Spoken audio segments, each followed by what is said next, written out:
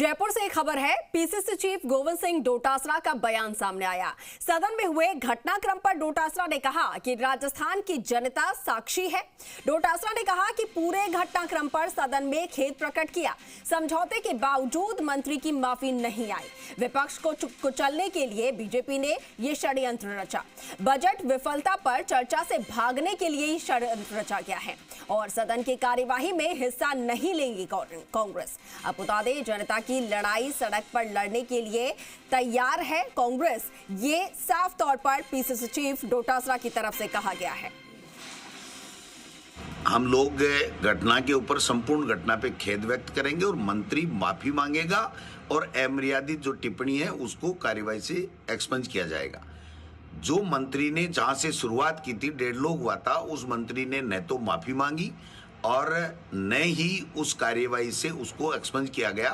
जबकि हमारे नेता प्रतिपक्ष टीकाराम जूली जी के द्वारा, वरिष्ठ विधायक राजेंद्र जी पारिक के द्वारा और मेरे स्वयं के द्वारा शुरू की घटना से लेकर के आखिरी तक जो भी घटनाक्रम था उसके ऊपर जो है वो खेद प्रकट किया गया।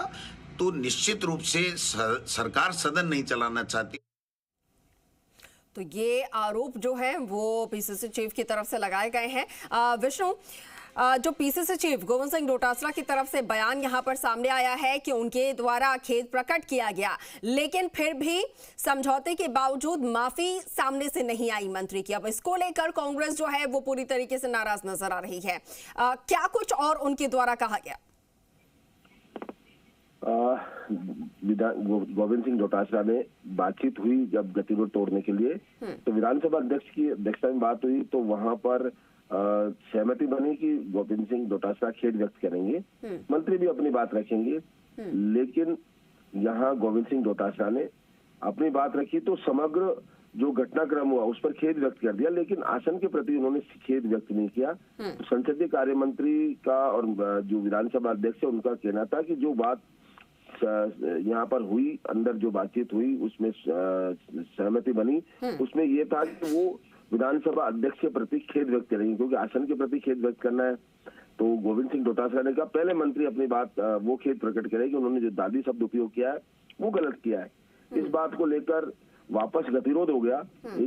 चूंकि 4 दिन से गतिरोध चला रहा था और सब कुछ सामान्य होने जा रहा था, कई दौर की वार्ताओं के बाद गतिरोध टूटने के आसार भी नजर थे।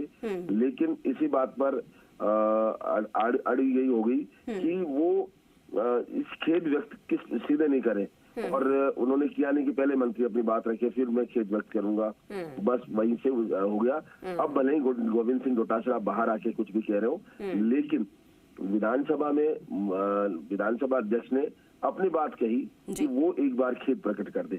अगर ये खेद प्रकट हो जाता तो ये संभवतः ये था कि विधानसभा की कार्रवाई का जो गतिरोध है वो टूट जाता और विधानसभा की कार्रवाई सुचारू चलती। लेकिन केवल अहम ईगो के कारण खेद प्रकट नहीं कर पाए, और यही वजह है कि आज विधानसभा में डेडलॉक बना हुआ है और आज भी डेडलॉक जारी है।